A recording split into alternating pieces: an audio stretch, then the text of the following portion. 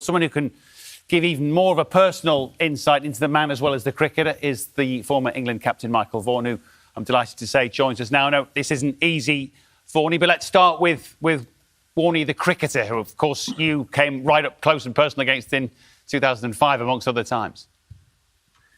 Yeah, afternoon, everyone. I think he's the greatest. And I'm not belittling all the greats that have played the game, but if you sit around a commentary booth or a dressing room and you start trying to name your world 11s of all time, there's not many that don't start at number 8, and you put SK Warne down at number 8 and you build your team around it. Of course, Bradman, Viv, Sachin, many legendary batters are going to be in that side. But, you know, he delivered the hardest skill to deliver what he delivered, and, you know, to chirp along the way as well as he did. Not only was he great in terms of delivering the skill, he had the work ethic, he had the competitive edge, he had the psychology. I've said over the last few days that I firmly believe that the reason why I love poker so much is that it was like when he bowled, he got into a psychological battle. And that's what he did on the poker table. That's what he did when he had the ball in hand. A great friend to me over the last however many years. I mean, I shouldn't be this emotional about an Australian, but I've just been so raw this last few days knowing that, you know, I've lost a good friend. Yeah, no, I can appreciate that. And perhaps more to the person than we all saw from the distance, that you were able to obviously appreciate. You obviously spent, as you've said, I think in the last couple of days, you spent Christmas with him and his family. Yeah, I mean, in the last few days, I've gone through moments of crying and then 10 seconds later, just laughter because of some of the times that I've been able to and been very lucky to spend with him over the last few years. And to think that I spent the last Christmas with him, sat to his left, with me having turkey, roast beef, vegetables, with his brother Jason and his family, his mum Bridget, his father Keith, his son Jackson, his two lovely daughters Brooks and Summer, and Shane to go and get his usual lasagna, put it on a big plate, 2 white bread rolls, a massive plunk of butter.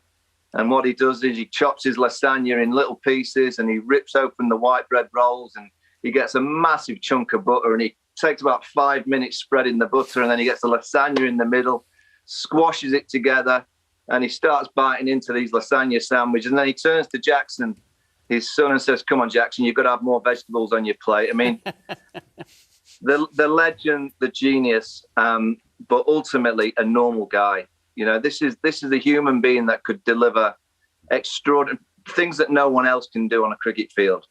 But underneath that, an incredibly loyal, normal person who I think Sam just alluded to there. It didn't matter who you were and whether you were a player, he loved talking cricket. Anyone he'd talk cricket to, but it didn't matter who you were. He would give you the time of day. I've introduced him to some of my friends from Sheffield, and within 10 minutes, my friends would have felt like, you know, they'd known Warne for years and years. He trusted people. He loved being around people, telling stories. I've been in scenarios where there's been some of the most famous people in the world in the pub. We play in the Dunhill Links every year, and in the Jigger Arms at the end of the day, you know, everyone's having a pint of Guinness, but guess who they want to sit next to? Because Shane Warne's just about to tell a story or two. And I tell you what, I can't repeat his stories on here, but they're good. I can only imagine, yeah. And it was perhaps telling, if not fitting, that his last post, only hours before his own passing, was about the tragedy of the loss of Rod Marsh, another big character. And you obviously have spent a lot of time in Australia in recent winters, and you'll know that they'll be hurting for the loss of these two giants of the game.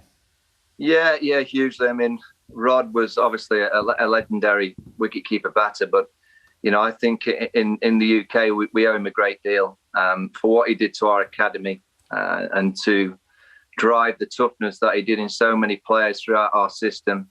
He was renowned of being tough, renowned of, I think, fitness sessions after night outs were a must. He made sure that the players sweated it out. He was properly old school with Rod Marsh, and to think that Rod's gone and Shane Warne has gone in the space of 24 hours is dreadfully disappointing. But I will say this: I think both those characters and personalities, they certainly lived.